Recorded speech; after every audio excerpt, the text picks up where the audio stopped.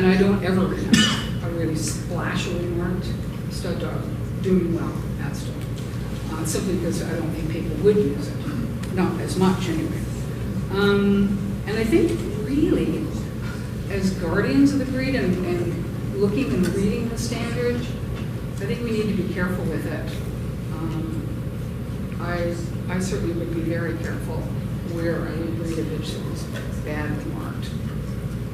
Because we did, I don't know, it's sort of going away from the standard. So, and it makes their feelings about that. But I would be careful. We would be careful picking a stud dog for a really badly marked bitch.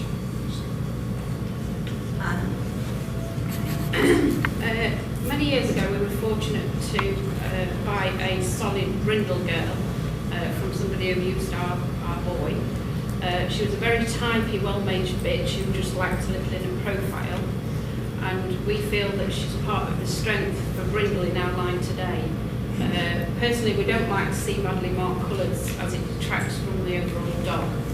We don't mind to see maybe a mark on the back or not a full collar, which isn't definitely not a dog that is supposed to be coloured and predominantly white.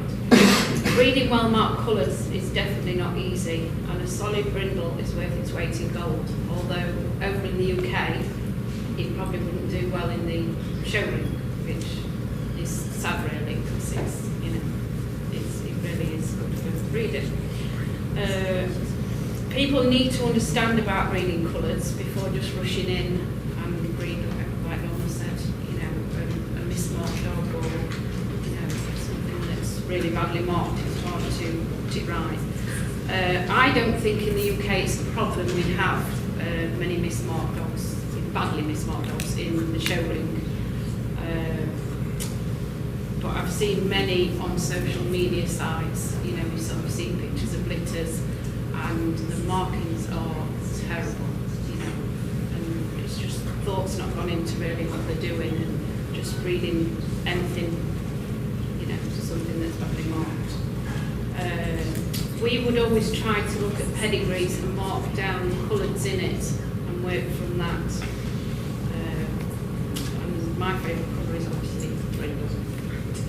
It's not easy to get a brindle white. Well marked. Thank you. Cleo?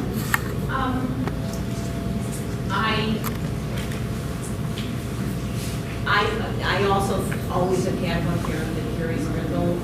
When I read the dogs together, I mean, the standard says brindle preferred, and I think it's important to preserve that brindle. I'm not sure that it has any, you know, magical health benefits or anything like that. It's just what the standard calls for. I like brindle, and I want to perpetuate having brindle in our breed.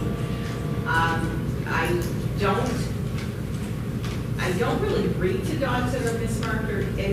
I think there's more tolerance for it now in the show ring for mismarks of both colors and whites. And, you know, I don't have a problem with there being some tolerance, but I really wouldn't show one unless it was spectacular. Our breed is an extreme white piebald, and we have we're not the only breed that has that color pattern. I believe we're the only breed that's bred for that color to only be expressed on the head. And if we forget that, we're going to start getting dogs that are marked like fox terriers, which I believe is the same gene. It's just they let it appear on the body and the tail and stuff. And if we don't pay attention to that, we're going to get, you know, saddles and black tails. And, you know, if you like that, that's fine. I don't like it. That's not what our standard calls for. And then it's not really in the question a little bit, but I have had a liver-nosed dog, and I did breed her, and she did live as long as all the other members of her litter. We've got one that's still hanging on, but she was one of the last ones to go. And I bred her to a dog that had no trace of that liver in the pedigree, and there is a test for that gene. It's a simple recessive gene. It's not a health, in my opinion, not a health problem. There are entire breeds that are nothing but that liver pigmentation. So I think judiciously you can do it. I do that, and I would like the standard to clarify that they're either disqualified or acceptable. And that's my 2 cents on that.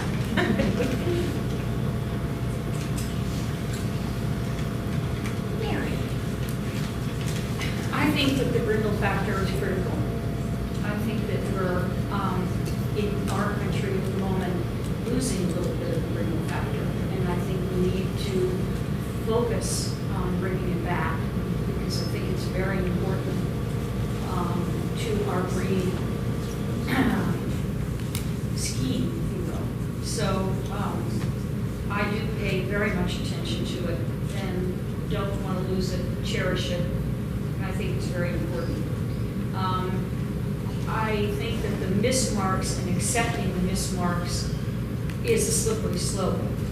And I think we have to be very careful as breeders, judges, exhibitors, because I think that what happens is that our eye gets used to what we look at and what we live with. And I think we compromise, or we can, on what is acceptable. And I think we have to be careful to stay to what our standard is and what our standard values, and hold our commitment there. I'm 100% for Britain. Once more, I just quote what one thing Johnson said: if you want to get a good brindle, you can use a tricolour to a white carrying brindle, and then you get that lovely red brindle, and indeed you do. So having said that, I'm going to be a little bit different from what other people have said. I think we've got two things. In the white standard, there's a mismark when it's behind the collar. In the colour standard, it's got to be 50% more white than coloured. They're two different things. For the whites, I don't like to go behind the collar, and never have done and never will do. For the colours, I look at it this way. How many of you would buy a Ferrari and say, I'm not going to take that because it's got scratches down the side, or it's got a green door on the rest of it red? So if you've got a very good coloured, there's a formula that's got splash marks. There's a formula for getting it back on the road. I suspect if you look in the pedigree, you'll find there's a lot of white behind it. So the first move is to go to solid if you can. If you can't go to solid, go to a pedigree with a lot of colour behind it, hopefully brindle. And then very quickly, you'll get back to getting towards having no splash mark. You might even in one move, and often in one move, get a little splash on the back. But then the next generation, you'll breed to a coloured, and that will go. The really difficult thing that David Harris was on about, and some other people are on about, is getting a coloured with the markings all in the right place. It takes a lot of doing, but I don't know how to do that. I believe that's voodoo. All right. So this, some of these questions, just so you're aware, are expanding on the first question: where do you start selecting a stud dog? And we're getting into a little more specifics.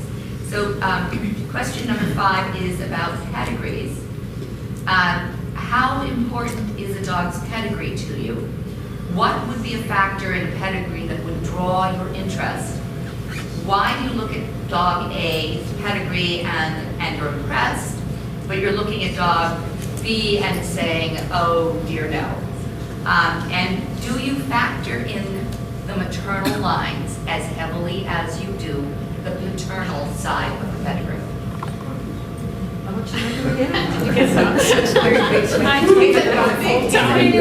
We're talking about pedigrees and looking at the top of the pedigree and the bottom of the pedigree, and what draws you to a pedigree and what makes you back off. This is why they had the questions 3 weeks ago. So forgot it. She changed them last night, though. That's sort of random. Pedigree is really important to us when we're selecting the right dog, of course, and ideally we're looking for a compatible dog that not only complements the bitch physically, but certainly in pedigree as well. We're looking for a complementary dog that is line bred, once again, repetitious line bred, within our line, or if outcrossing, certainly once again to a dog that is line bred. A dog that really doesn't have anything in common with our bitch, compatible, so physically compatible, or pedigree, that would be like, whoa, I don't care how good looking he is, because, and certainly there are dogs that I admire in the ring, but they wouldn't certainly be for us to use. Maternal side of the pedigree, we've always believed that the very best stud dogs have really good dams. That's right. So that the maternal side is very important to us. We do look at that a lot. So, pretty straightforward. Complicated question, pretty easy answer, right? Anna? Okay. A pedigree is important as if studied correctly and the dogs in it are known to us, we would know what they produce and what we, and this is what we work on, to hopefully produce Super Bull Terriers that fit the breed standard, but equally important is the dogs in it being healthy. A factor that would draw interest to us is again health, and the dogs in it being good specimens of the breed and producing good Bull Terriers that the lines and dogs in the pedigree suit our bitch. We would be put off a dog's pedigree if we knew there were health problems in it, or if the line of the dog or bitch wasn't producing good bone and substance, etc. Two examples. Dog A's pedigree could be producing dogs of correct make and shape with good bone and substance, and Dog B's pedigree could be producing dogs with instanding canines, which we feel is a problem we have in the breed and should always try to be avoided. There are many more factors to take into consideration. The maternal lines are equally as important as the paternal lines. A stud dog can produce similar qualities in his puppies, whatever bitch he is mated to, but the mother has to have recognition too, as she has produced the puppy. Many years ago, I was told that to get a good Bull Terrier, you have to mate a good dog to a good bitch. This has always stuck in my mind and is very true. I have seen matings done to a bitch that has many faults, and just because she is mated to an excellent dog, he is expected to correct these faults in one mating. This is impossible, as conformation faults are very hard to put right, so we have always tried to breed well-made Bull Terriers and mate good bitches to good dogs. Thank you. Cleo? I would say a pedigree, and when you, the way this question was worded, I thought it was kind of interesting, because when I see pedigree, I think of like this picture of all these words on a page. I mean, I think you really have to think about who are the dogs, and it's really important to me to have seen as many of the dogs. Like I said, I always want to see the stud dog, and I want to be familiar with as many dogs in the pedigree. If I've actually seen the dogs in the pedigree, I'm much more comfortable using the dog. If I haven't, if I've only seen him and not the dogs that came before him, I'll do what I can to find reviews of them, find pictures of them, just to make sure that I'm comfortable with the pedigree before I use it. And one thing that I look for is a number of dogs that I know were top producers, because I do think that that comes down through the generations, and a dog that's just beautiful that doesn't produce is not as important in your pedigree as one that has really made his mark or her mark over time. And another thing that's really important to me, and this again is something that you have to have seen a lot of the dogs, is if you see a dog from a litter with a lot of good quality in it, if you know that this dog is from a litter where 4 of the dogs finished, 2 of them were ROM champions, that quality was right across the litter, those dogs, in my opinion, are key. And the more dogs you can get like that in the pedigree, the better. And again, again, I don't breed enough to really feel like I've got my own line of dogs like that, but I observe and I see what dogs have produced, and I see whether people have that bred quality from their breeding, and I try to get breed to dog animals that have those kinds of pedigrees.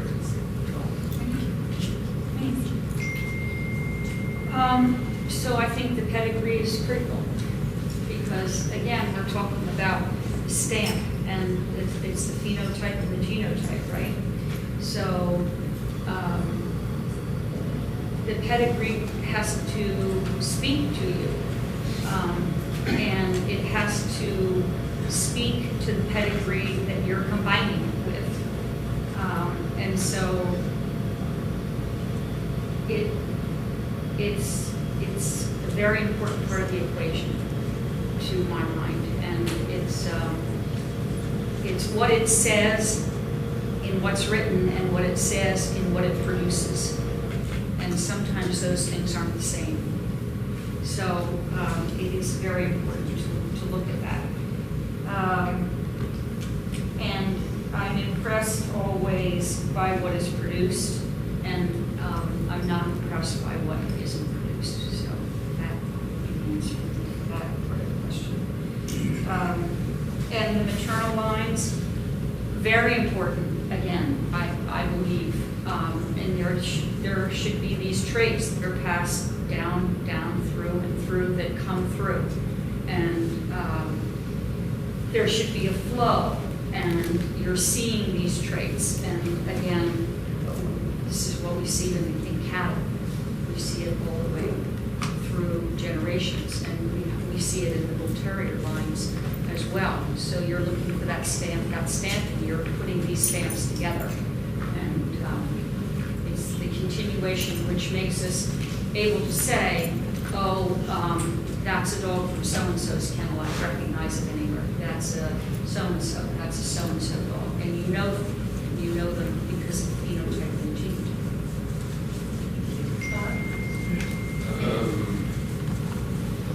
Mother stud dog is very important to me. A very good mother seems to make the stud dog greater. In the pedigrees, I always look as far as the grandparents, but not much further. I wouldn't breed to a dog that has temperament issues, whether it's shy or whether it's aggressive or whatever. I would like to see what the stud dog has produced out of many bitches, because if it's producing a lot out of lots of different bitches, it's probably a three-potent stud, and that might be something. But when it's all said and done, to me, it's what the dog itself has got when I look at it, rather than the pedigree that's going to make me outcross from likely.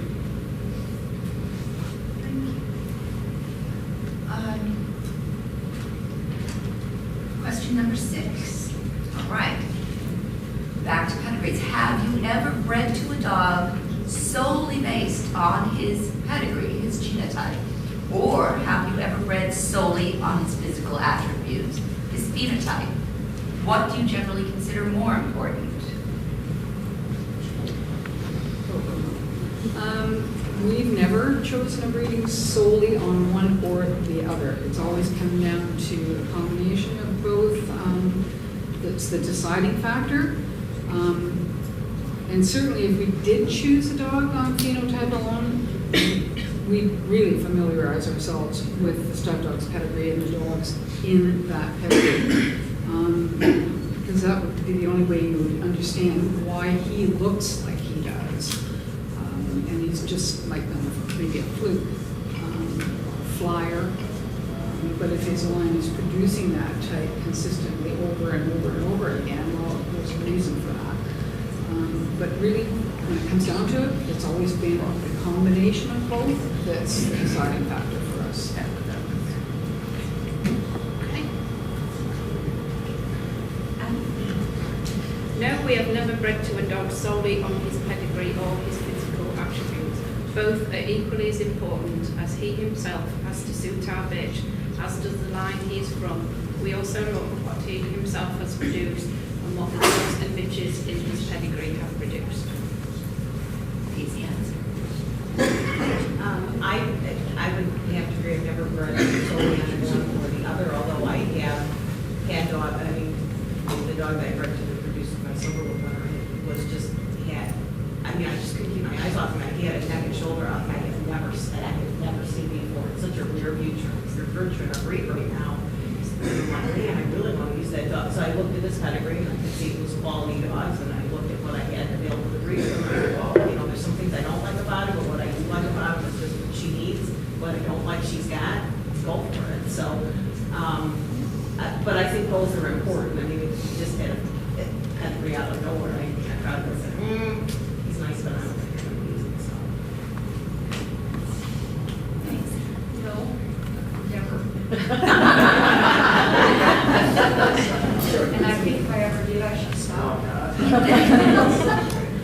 It's just my personal opinion. Bob? Well, I've already said it's the dog I look at mostly, because there comes dogs that you look at, as was said, that make the hair stand on the back of your neck, and they've got something, and by golly, I want to get a bit of it. And what I'll throw in also is that there are three things that I think, and I have got the evidence for it other than I think, and that is, it's very hard to get rid of a bad front, so I wouldn't go to a stud dog with a bad front. It's very hard to get rid of a long back, and so I keep away from long backs. And there was one other thing that, oh yes, and the head qualities can disappear in 2 generations, so you've got to put that into the mix. So, more along those lines, would you ever double up on a fault? If you did, what would be your justification? Will you use a wrong mouth, for instance, to a bitch with a wrong mouth? Norma? We've never, ever deliberately doubled up on a fault, and I really don't think there's anything that could make us choose that. We've also never bred a bad bite to a bite, and we've certainly had our share without breeding bad to bad. And, you know, I think everybody's had that over the years, and we right to right, and still get 1 or 2 that are not correct. So to deliberately do it, I mean, it's sort of unimaginable. And I really think in terms of bites, as a judge, you get to see so many more. And there's still lots of problems.